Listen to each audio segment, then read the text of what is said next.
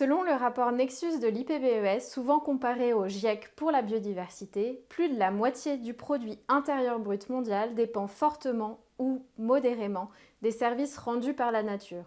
Ce constat rappelle la nécessité fondamentale de mettre en œuvre les 23 cibles du cadre mondial pour la biodiversité adoptées lors de la COP15 biodiversité de Kunming-Montréal, et en particulier des cibles 14 et 15 qui concerne la prise en compte de la biodiversité dans l'élaboration des politiques publiques et dans les activités économiques. Avec notre stratégie Capital Naturel, Sycomore AM est un investisseur responsable, historiquement très engagé sur les thématiques environnementales.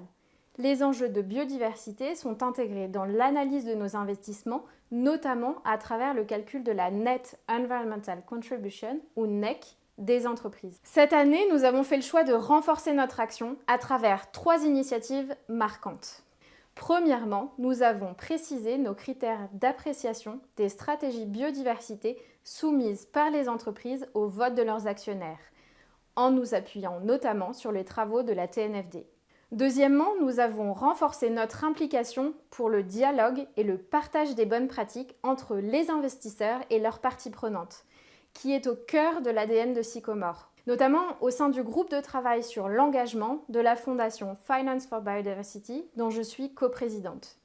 Nous participons également à l'initiative d'engagement collaborative Fabrique qui vise les entreprises du textile et a été lancée par cette même fondation lors de la COP16.